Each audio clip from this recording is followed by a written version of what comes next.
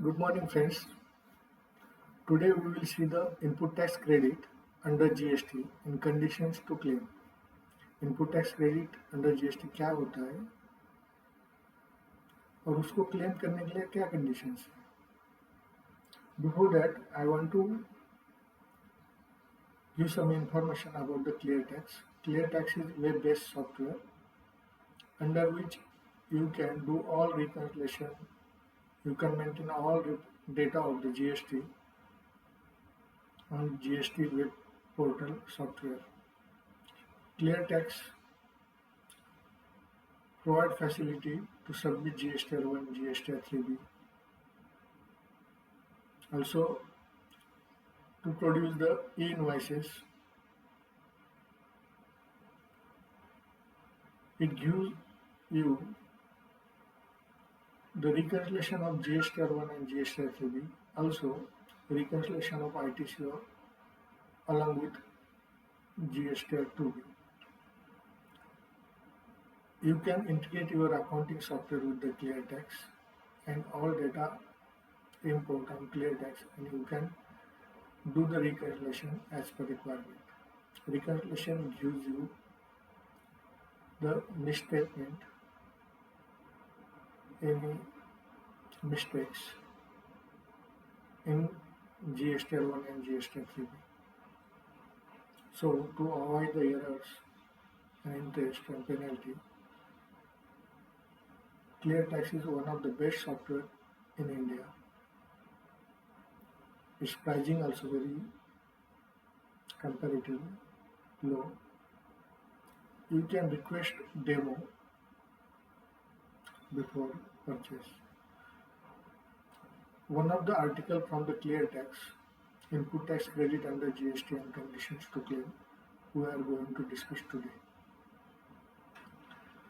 One of the most important thing I want to come to tell you that all articles on ClearTax are up to date. They are updating their articles as per amendments, notifications, circulars. So whatever data you get ClearTax, it will be updated. All articles are updated. So better refer the ClearTax for your practice, for your business. Okay. For more information, you can contact us or contact direct ClearTax.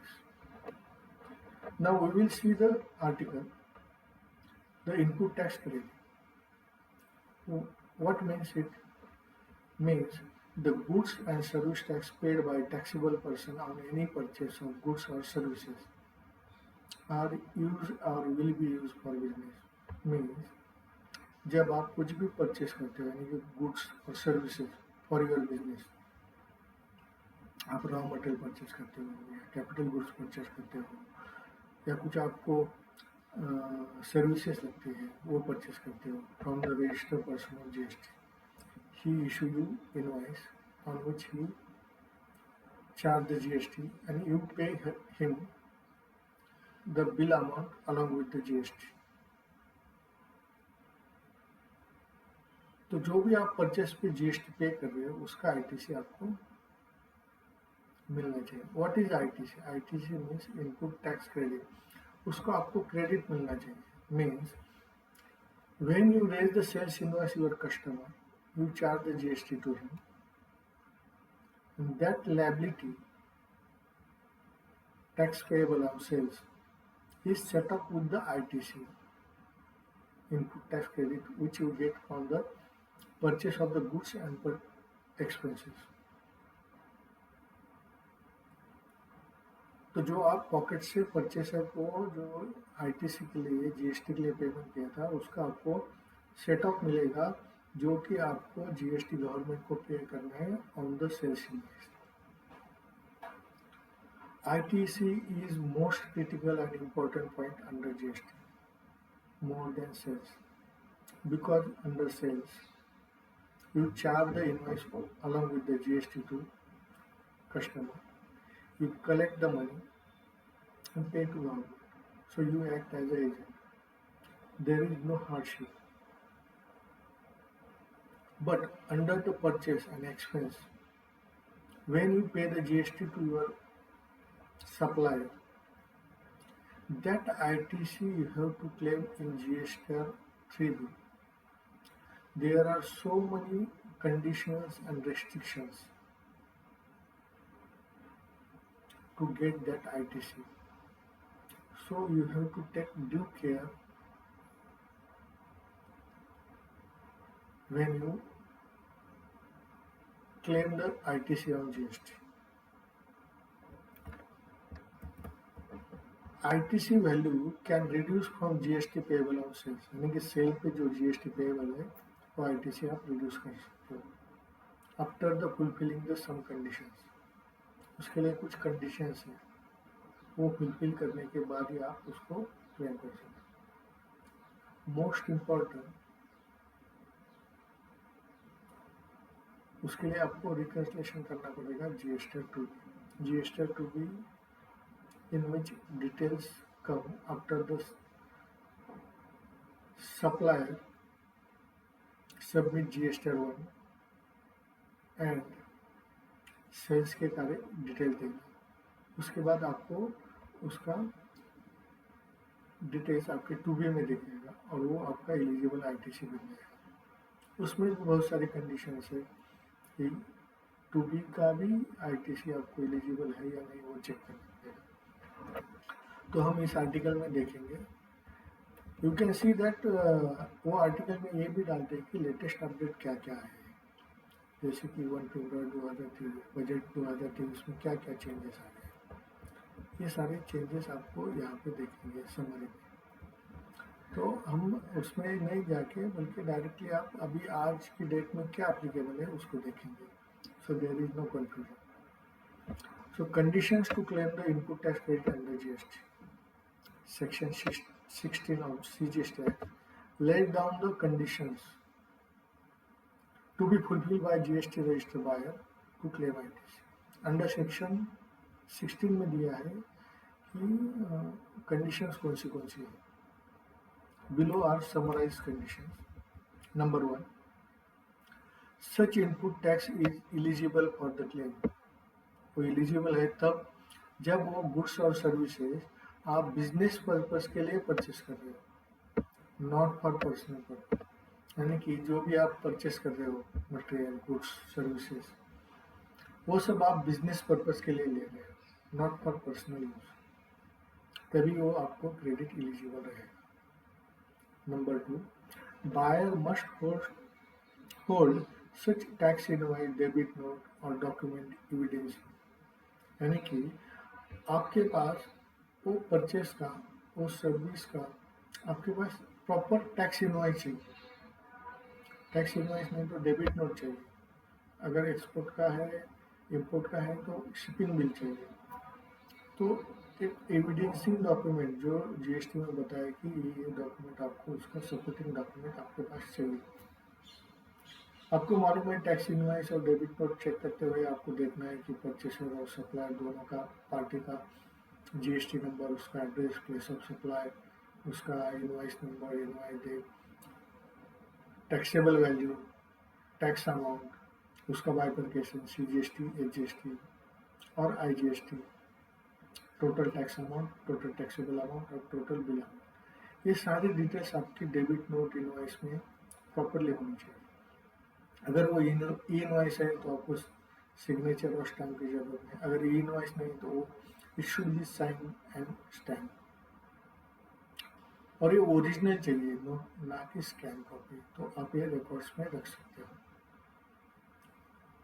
Number 3 condition, such tax invoice, debit note filed by supplier in GSTR 1 in appear in buyers from GSTR 3।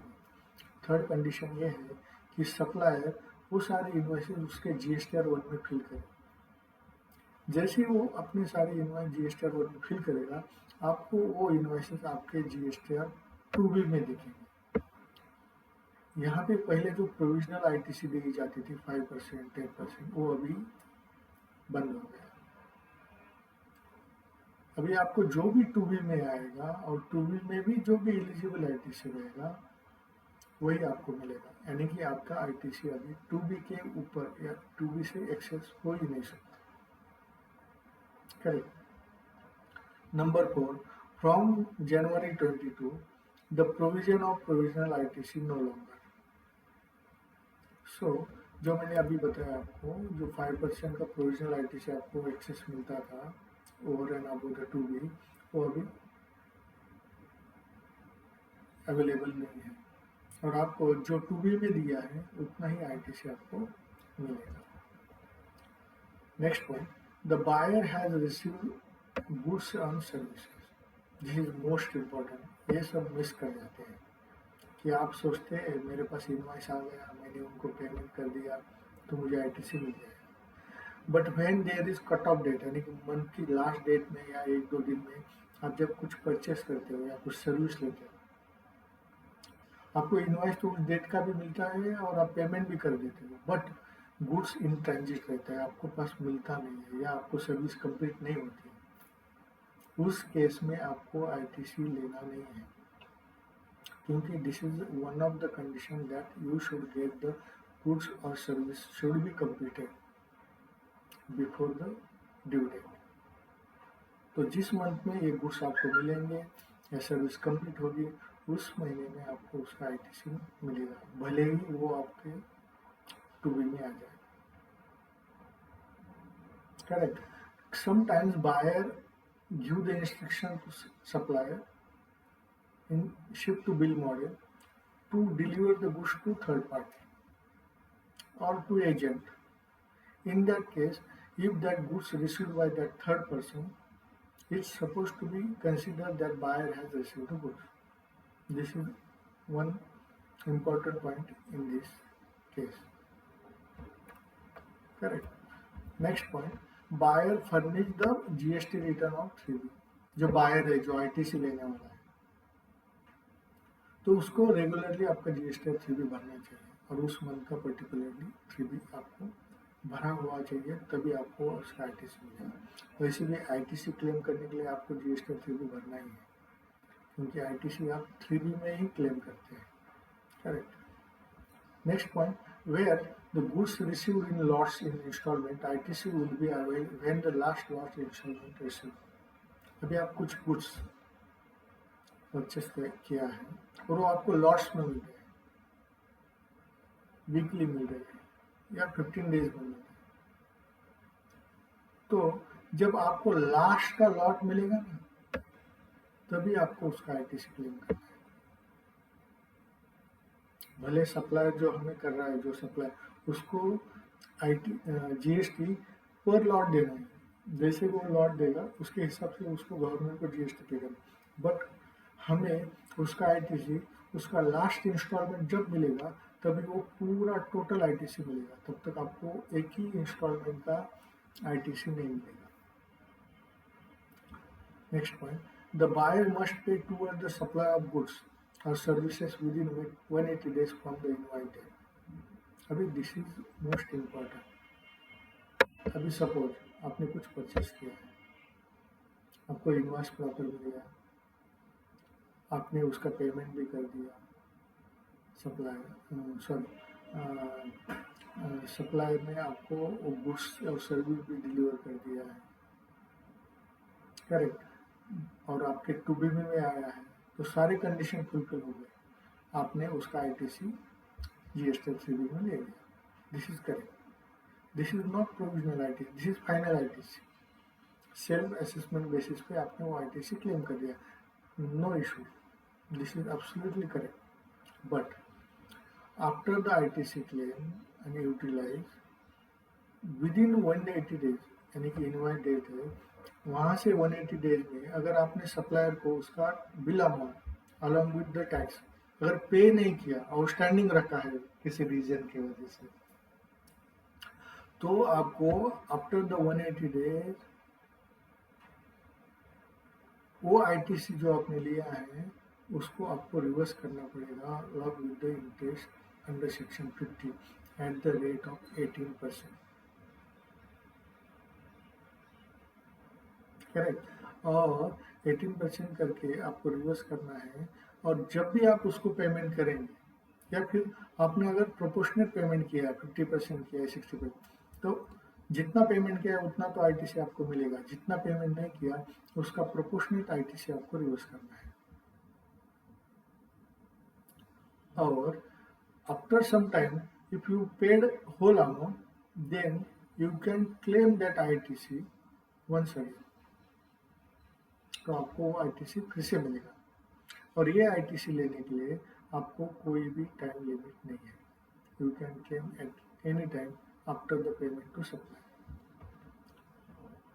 Next point, no ITC will be allowed if depreciation has been claimed on tax component. जब आप capital asset purchase करते हो उसमें capital का cost, उस पर GST amount और total amount है। और अगर आप डेप्रिसिएशन कैपिटल एसेट पे जब चार्ज करते हो तब उसका जो tax component mean GST amount है उस पर अगर आपने डेप्रिसिएशन चार्ज किया तो आपको जीएसटी का आईटीसी नहीं मिलेगा। Next point, ITC on tax invoice debit note belong to financial year must claim the time limit. आपको जो टैक्स इनवॉइस है, डेबिट नोट है, एक फाइनेंशियल ईयर का है, उसका आईटीसी आपको क्लेम करना है, अवेल करना है, करेक्ट। उसके लिए कुछ टाइम पीरियड है। वो टाइम पीरियड क्या है उन्होंने नीचे दिया, देखिए here, time limit to claim the input tax credit under GST, correct? Which one? Earlier of 2 days. Earlier of 2 days. 13 November of next financial year, यानी कि 31 मार्च को आपका फाइनेंशियल ईयर फिनिश हो गया, उसके नेक्स्ट ईयर का 30 नवंबर और the date of filing your annual return GST 9। GST 9 का ड्यू डेट 31 दिसंबर, लेकिन अगर उसके पहले आपने भर दिया तो ये डेट रिलेवेंट हो जाता है। ये दोनों में से जो डेट अर्लियर रहेगा उस डेट तक आप आईटीसी क्लेम कर सकते हो। अब ये this 30 November means in which return you can get the ITC, means you can claim ITC max GST return of the October of next year, यानी कि अक्टूबर महीने का जो आप जीएसटी रिटर्न भरोगे within a due date, उस date तक आप प्रीवियस फाइनेंशियल ईयर का आईटीसी अवेल कर सकते हैं। This condition is for the availment of ITC. एक बार आपने रिटर्न में आईटीसी अवेल कर लिया और आपको आपके आईटीसी के लेजर में क्रेडिट हो गया, you can utilise it at an number of years, उसमें कोई रेस्ट्रिक्शन नहीं यूटिलाइजेशन के लिए, बट अवेलमेंट के लिए आपको before 30 November of next financial year और date of filing annual return of GST 9। GST 9 का ड्यू डेट 31 दिसंबर रहता है। अगर पहले भरते हैं तो ये रिलेवेंट है, नहीं तो रिलेवेंट नहीं है। और 13 नवंबर मीन्स आपको एक्चुअली देखा जाए तो 20 अक्टूबर ही आपका लास्ट डेट है, क्योंकि अक्टूबर का जो 20 November is last date, because अक्टूबर का रिटर्न आप before the due date submit करना पड़ेगा, और आफ्टर अक्टूबर का ड्यू डेट आपका 30 नवंबर है, 20 नवंबर है, तभी आप उसको क्लेम कर सकते हो। ठीक है, उसका next point, common credit should be split between the exam taxable supplies non GST business act. यानी कि आपको जो आप जब बिजनेस करते हो, इसके प्रीवियस वीडियो में भी मैंने ये बताया था कि आप जब सेल करते हो उसमें कुछ सेल्स आपके टैक्सेबल रहेंगे, कुछ एग्जाम्प्ट रहेंगे और कुछ नॉन बिजनेस एक्टिविटी रहेंगे। उस केस में आपको जो भी परचेसेस, जो सर्विसेज, अगर वो directly to that particular sale means taxable sale के लिए है, नॉन जीएसटी के लिए है और एग्जाम के लिए, उसका अगर डायरेक्टली लिंकिंग है तो उसको आपको इफेक्ट वैसा ही देना है। यानी कि टैक्सेबल सप्लाई के लिए या जीरो रेटेड सप्लाई के लिए जो भी आईटीसी है यू कैन क्लेम, और एग्जाम सप्लाई और नॉन जीएसटी सप्लाई के and जो भी डायरेक्ट परचेस है, सर्विस लिए उसी सेल के लिए, वो आप नहीं ले सकते। बट सम सर्विसेज और some goods are common and that GST paid on these expenses and goods is called as common credit। उस common credit बोलेंगे। उसको आपको स्प्लिट करना है, एग्जाम के लिए कितना है, टैक्सेबल के लिए कितना है और नॉन यूएसडी, और वो स्प्लिट आपको उनके टर्नओवर के रेशियो में करना है। Correct. Next point. There are certain items listed down not eligible to ITC under section 75. 75 क्या बोलता है? शेड्यूल 3 इन विच ब्लॉक क्रेडिट दिया है, यानी कि इनका ITC आपको मिलेगा ही नहीं, गवर्नमेंट डिक्लेयर कर दिया, चाहे आप सारी कंडीशन फुलफिल करें तो भी आपको इनका ITC लेना नहीं है। तो वो हम शेड्यूल 3 का सेपरेट एक वीडियो बना देंगे और उसमें डिस्कस करेंगे कि ब्लॉक क्रेडिट क्या क्या है। Okay, I think you understood properly which ITC you can claim and which condition you have to fulfill. Thank you.